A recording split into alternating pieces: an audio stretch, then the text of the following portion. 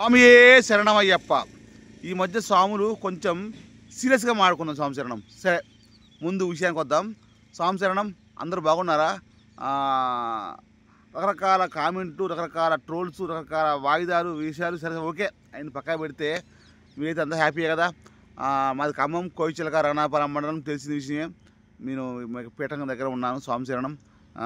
పూజ అయిపోయింది. మా స్వామి అంతా ఇటు అటు పనికి వెళ్ళారు. నేను కూడా పనిలో దిగాను. ఇది వాస్తవానికి ఇది నా పనే కదా. పొలం కాడికి వెళ్దామని పొలం కాడ పని లేదు, అయిపోయింది. ఇది నా పనే కదా. కొంతమంది ఈ 40 రోజులు వీడియోలు ఆఫ్ చేసి అంటున్నారు. మరి నేనేం చేయాలా? ప్రశ్న. నేనేం చేయాలి? ఏదో ఒక దేవుడు పాట, దేవుడు వీడియో చేయాలి కదా. ఓకే, ఇకపోతే ఇది నేను మాలేసుకుంది వచ్చేసి 24వ తారీఖు. ఇవాళ తారీఖు వచ్చేసి 9. మరి మా ఇరుముడు వచ్చేసి డిసెంబర్ 5. మేము 45 మంది స్వాములం. నేను మాలేయటం 5వ సారి పాంచ్. మా ఇరుముడు వచ్చేసి మా గ్రామంలోనే 45 మందికి కూడా మా ఊరి రామాలయంలో డిసెంబర్ 5న బ్రహ్మాండంగా జరుగుతుంది. ఇది విషయం. ఇకపోతే నేను 5 సార్లలో ఫస్ట్ కన్యస్వామిగా ఉన్నప్పుడు పెద్ద పారం చేశాను, బస్సుకు పోయాను, 18 యాత్రలు చూశాను, జ్యోతికే పోయాను. పెద్ద పారం చేశాను, జ్యోతికి పోయాను, బస్సుకు పోయాను. దాని తర్వాత ఇంకోసారి బస్సుకు వెళ్ళాను. దాని తర్వాత రైలుకి 2-3 సార్లు వెళ్ళాను. తర్వాత మండలానికి వెళ్ళాను. ఈసారి కూడా బస్సుకి వెళ్తున్నాం. డిసెంబర్ 5న బస్సు బుక్ చేశాము. స్లీపర్ బస్సు 8,000 రూపాయలు మాకు, 45 మంది కూడా. అది మా గ్రామం, అదే విషయం అన్నమాట. ఇకపోతే నియమ నిబంధనలకు వస్తే కొంతమంది నేను చాలా సార్లు చూశాను, అయ్యప్ప స్వాములు పొద్దుపూట టిఫిన్ చేస్తున్నారు. ఇది నిజం. ఎక్కడ కొన్ని ఏరియాలలో. మా ఏరియాలలోకి వస్తే మా గ్రామంలో, మా చుట్టుపక్కల 10 గ్రామాలలో మధ్యాహ్నం 2 వరకు ఒక 2 సార్లు టీ తప్ప ఏమైనా ముట్టుకోము మేము. ఇది పక్కా నిజం. టీ పొద్దుపూట 7 గంటలప్పుడు టీ తాగుతాం. టీ కానీ పాలు కానీ 10 ఒకసారి తాగుతాం. తర్వాత మళ్ళీ ముట్టుకోము. 2 11, 12, 1 గంట నుంచి 2 మధ్యలో భిక్ష చేస్తాము. భిక్ష అంటే అన్నం తింటాము. దాని తర్వాత మళ్ళీ నైటు అల్పాహారం, అది కూడా 2 ఇడ్లీ, 2 బోండా, లేదా 2 వడ, లేదా 2 పూరి, ఇట్లా తింటాము. అది విషయం. కానీ చాలా చోట్ల చాలామంది పొద్దుపూట టిఫిన్ చేస్తున్నారు, మధ్యాహ్నం అన్నం తింటున్నారు, సాయంత్రం మళ్ళీ అల్పాహారం చేస్తున్నారు. ఏందయ్యా అంటే, అయ్యప్ప ఆకలితో ఉండమని చెప్పిండా? అయ్యప్ప ఆకలితో ఉండకూడదు అంటున్నారు. లేదండి, మాల వేరు, దీక్ష వేరు.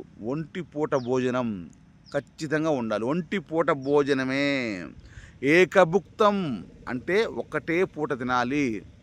రాత్రి కూడా అల్పాహారం మితంగా తినాలి, చాలా తక్కువ. కానీ తెలవక అయ్యప్ప అన్నదాన ప్రభు తినొచ్చు. అన్నదాన ప్రభు అంటే అందరికి అన్నం పెట్టేవాడని, అన్నం తినేవాడని కాదు. స్వామి శరణం అయ్యప్ప. స్వామి శరణం. నాకు తెలిసిన విషయాలు చెప్తున్నాను. నేను చాలా చోట్ల నేను నేర్చింది 5 సార్లు మాలగానే, దాదాపు అంతకుముందు నుంచి కూడా నేను భజనలకు వెళ్ళాను. ఎప్పుడు చాలా పాటలు పాడటానికి, నేను పాటలు పాడుతుంటాను, అలవాటు నాకు భజనలో. ఇట్లా చూశాను. ఎక్కడ కూడా మా ఏరియాలో చుట్టుపక్కల దీన్ని తినం. దాని తర్వాత మీ ఏరియా తినకపోతే మా ఏరియా తినకూడదు అంటారు. కానీ ఏ ఏరియాలో కూడా తినకూడదు కన్ఫామ్. ఇంకో విషయం, రెండో పాయింట్, సబ్బులు, షాంపులు వాడుతున్నారు చాలామంది స్వాములు తెలిసి తెలియక.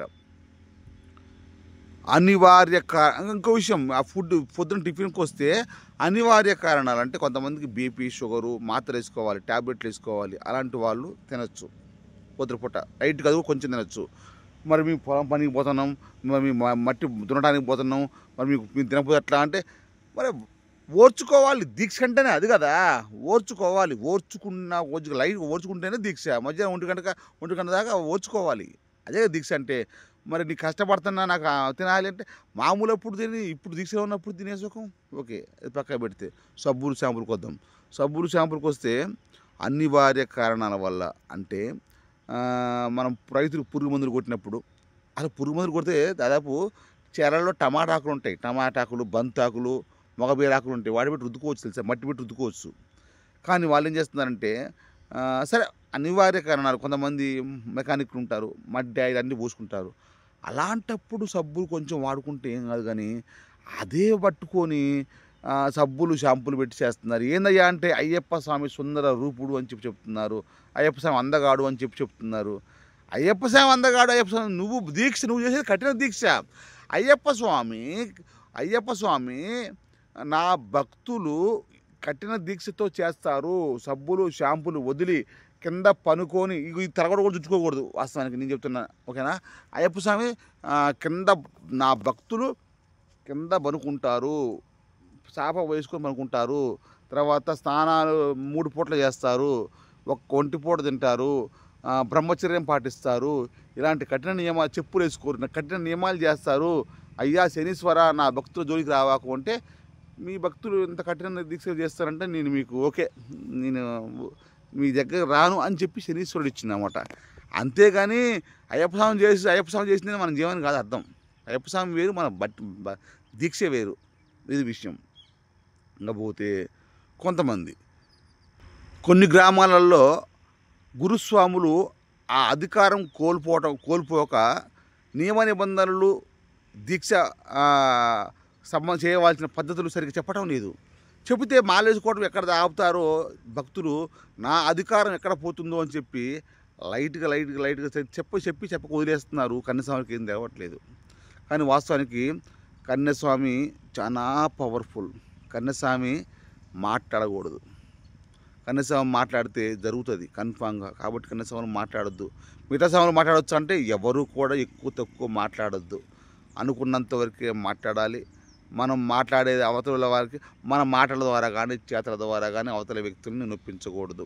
ఇంకో విషయం, ఎవరు కన్యస్వాములు పీఠం తోడవాలి, పెద్ద స్వాములు తోడకూడదు, పెద్ద స్వాములు ఎట్టు చేయాలి, అసలు ఇవన్నీ ఏమి లేదు. చేసుకున్న వాళ్ళకు చేసుకున్నంత.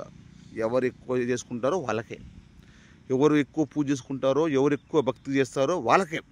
పీఠంలో పూజ పటాల ముంగల దండలేసి ఆరతిస్తేనే బాగా పుణ్యం రాదు. ఇస్తరాకులు తీసినా, గిన్నెలు కడిగినా, ప్లేట్లు ఎత్తేసినా, ఏది చేసినా కూడా సేవే, ఏది చేసినా పుణ్యమే. కాబట్టి అన్ని రకాలు చేసుకోవచ్చు. స్వామి శరణమయ్యప్ప.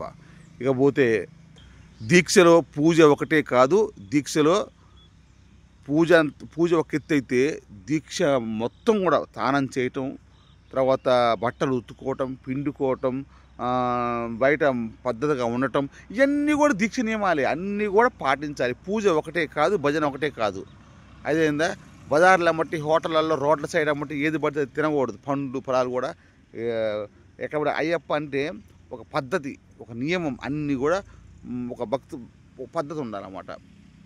ఇంకో విషయం, నువ్వు ఎన్నిసార్లు మాలేసావు, నువ్వు ఈ నీతులు చెప్తున్నావు, వేసింది 5 సార్లే కానీ 20 పెద్ద బీత. కన్యస్వామి అయినా సరే చెప్పొచ్చు, గురుస్వామి అయినా చెప్పొచ్చు. సీనియర్కి జూనియర్కి సంబంధం లేదు. ఆత్మ మనసు లగ్నం దేవుడి మీద పెట్టి పూజ చేసుకుంటే, దేవుడి మీద పెట్టి అన్నీ తెలుసుకుంటే అది వయసుతో సంబంధం లేదు, గురుస్వాములతో సంబంధం లేదు. కన్యస్వాములతో ఎవరైనా చెప్పొచ్చు, మంచి ఎవరైనా చెప్పొచ్చు, మంచి ఎవరైనా ఎటు కూడా మంచి పాటించాలి. రాబోయే తరాలకి అయ్యప్ప స్వాములకి మనం కరెక్ట్గా అన్నీ పాటించేటట్టు చేయాలి. లూజ్ ఇవ్వకూడదు. స్వామి శరణం. ఈ వీడియో నచ్చితే లైక్ చేయండి, షేర్ చేయండి, కామెంట్ చేయండి. పార్ట్ 2 కోసం వెయిట్ చేయండి. నేను నెక్స్ట్ ఇంకో వేరే వీడియోలో చెప్తాను, ఓకే. ఎందుకంటే లాంగ్ వీడియో అయితే సోదవుతుంది. స్వామి శరణం, స్వామి శరణం, స్వామి శరణం అయ్యప్ప. మా స్వాములు వచ్చారు.